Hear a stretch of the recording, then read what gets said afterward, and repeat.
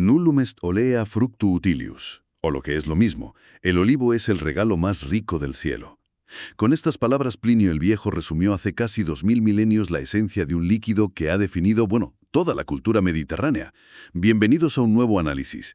¿Y qué tienen que ver esas palabras de la antigua Roma con, la física de fluidos o las centrifugadoras de alta velocidad? Pues hoy vamos a sumergirnos en la ciencia, a veces un poco oculta, que hay detrás de cada gota de aceite de oliva. Bienvenidos. Pues sí, el material que tenemos sobre la mesa es un artículo científico fascinante. Se titula La física del aceite de oliva y nos propone justo eso, un viaje. Un viaje que empieza en esos olivares romanos y acaba en las almazaras más modernas de Italia. Y demuestra cómo unas pocas leyes de la física han transformado por completo una tradición milenaria en una industria global. Venga, pues vamos a meternos en materia. El plan es, si te parece, empezar por el alma, por el peso cultural del aceite. Luego vemos ese choque, que es brutal, entre la tecnología de antes y la de ahora. Y terminamos con la física, que lo explica absolutamente todo. Perfecto. El artículo arranca con algo que a mí me parece maravilloso. Cita cómo, incluso a día de hoy, profesores universitarios y empleados de banca, ingenieros y médicos, vuelven a las fincas familiares para la cosecha. Sí. Es que, junto con el pan y el vino, sigue siendo uno de los 3 pilares de la dieta mediterránea. Es una conexión con la tierra que parece indestructible, un ritual que se niega a desaparecer. Y es que es una conexión viejísima, claro. El texto nos recuerda que fueron los colonos griegos quienes llevaron los olivos a Italia. Para los romanos, gente como Catón el Viejo o Varrón, los olivares no eran solo un símbolo de paz, de gracia divina. Eran una pieza clave de su economía. El aceite se usaba en templos, para ungir a los atletas, en ritos funerarios. Estaba en todas partes. Estaba hasta en la sopa. Estaba tejido en el ADN de la sociedad. Es que es alucinante pensar que la composición química del aceite de hoy es prácticamente idéntica a la de hace siglos. Tiene algo de poético, ¿no? Como si estuviéramos consumiendo la misma historia, el mismo sol, la misma tierra que los romanos. Químicamente sí. Pero aquí es donde el artículo introduce una tensión que me parece fascinante y creo que es el meollo de todo esto. La molécula es la misma, pero ¿es el mismo producto si eliminamos por completo el tiempo, el aire y hasta el azar del proceso? Ahí quería llegar.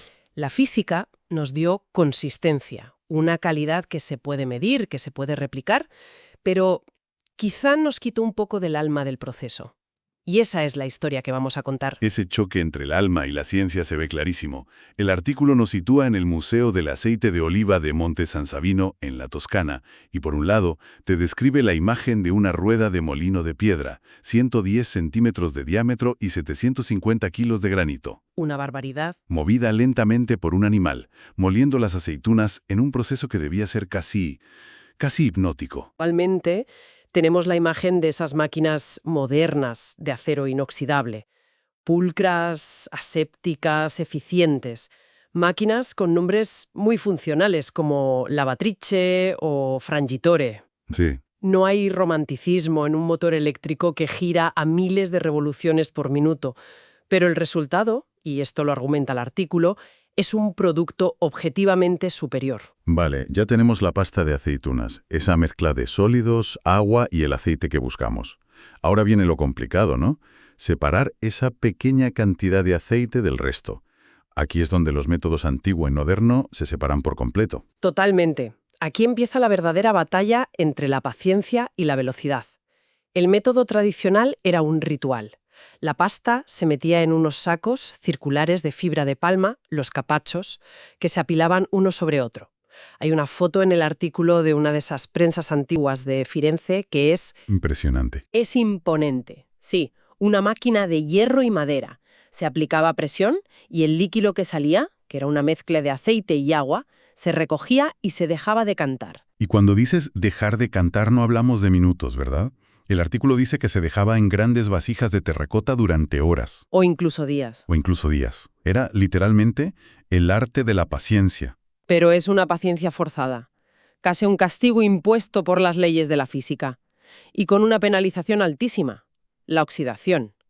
Cada hora que ese aceite está en contacto con el aire, se degrada, Aumenta su acidez, pierde polifenoles, pierde calidad. Claro. La tecnología moderna lo que hace es eliminar esa espera y, por tanto, ese riesgo. El proceso es continuo y hermético. La pasta entra en una máquina llamada decanter. Decanter. Es un nombre curioso para algo que se supone que va rápido. Es un nombre así irónico, ¿sí? Porque decantar es dejar que algo se asiente lentamente por la gravedad, con paciencia. Esta máquina hace justo lo contrario. Usa una fuerza brutal para separar todo en segundos. En realidad, es una centrifugadora horizontal que gira a unas 3.500 revoluciones por minuto. ¡Madre mía! Esto no es un debate de paciencia contra velocidad. Es un enfrentamiento entre calidad protegida y calidad en riesgo constante. La tradición, en este caso, era una apuesta muy arriesgada. Lo entiendo desde el punto de vista de la química, pero ¿estamos seguros de que se gana en todo? Hay quien dice que esa microoxidación, ese contacto con el aire, le daba al aceite antiguo un carácter, una personalidad que ahora hemos perdido, que se ha perdido en favor de un producto más estandarizado. Es un punto excelente. Y es la otra cara de la moneda. La ciencia ha optimizado el proceso para obtener la máxima pureza y durabilidad. Ha eliminado las variables que antes hacían de cada lote algo único, a veces para bien y a veces para mal. Claro. La variabilidad que aportaba la oxidación lenta a las levaduras presentes en el aire de la almazara, todo eso ha sido eliminado en nombre de la consistencia. Es la eterna tensión entre la artesanía, con sus imperfecciones y sorpresas, y la producción industrial, con su fiabilidad y uniformidad. Pero a ver, explícame esto porque me cuesta creerlo. ¿Por qué el método antiguo era tan desesperadamente lento? ¿Por qué necesitaban días? No podía ser por capricho. No. Tenía que haber una razón física de peso, y la hay. Y es la clave de todo. Se reduce a dos conceptos muy simples: densidad y viscosidad. El aceite es un poco menos denso que el agua. Un poco. ¿Cuánto? Tiene una densidad de 0,91 gramos por centímetro cúbico, mientras que el agua tiene 1. Esa pequeña diferencia del 9% es la que por el principio de Arquímedes hace que el aceite flote. Vale. Pero, y aquí está el pero, la resistencia que ofrece el propio líquido a este movimiento, que es lo que llamamos viscosidad, frena ese ascenso o descenso de forma dramática. Espera, para. El artículo da un dato aquí que es que me ha dejado alucinado. Lo de la gota de agua. Cuéntalo tú porque es increíble. Es la clave de todo. El cálculo que hacen es que una diminuta gota de agua de solo 0,2 milímetros de diámetro tarda, atención, 1 hora en hundirse apenas 12 centímetros a través del aceite. ¿1 hora? ¿12 centímetros? O sea que no era por romanticismo ni por hacer las cosas con calma, es que estaban literalmente luchando contra la física con un cronómetro en la mano. ¡Exacto! Ahora entiendo la necesidad de esperar días. Si no esperabas lo suficiente, te quedaba agua en el aceite, afectando a su conservación. Si esperabas demasiado, la capa superior en contacto con el aire se oxidaba y se echaba a perder. Era un arte. Era un arte que consistía en encontrar el punto exacto, pero siempre con pérdidas. Exacto. Y la centrifugadora resuelve este dilema de una forma radical y elegante. Al girar a miles de revoluciones, genera una aceleración centrífuga de hasta 4.000 G. 4.000 G. Es decir, simula una gravedad 4.000 veces más potente que la de la Tierra. No cambia las densidades relativas. El aceite sigue siendo un 9% menos denso. Ya. Pero multiplica el empuje de esa diferencia por 4.000. Por eso, ese proceso de separación que tardaba horas o días, ahora se completa en segundos. Es como pasar de secar la lechuga al aire a usar una centrifugadora de ensalada, pero a una escala brutal. Y la máquina por dentro es increíblemente lista, ¿no? ¿Cómo separa los 3 componentes a la vez? Es una coreografía perfecta de la física.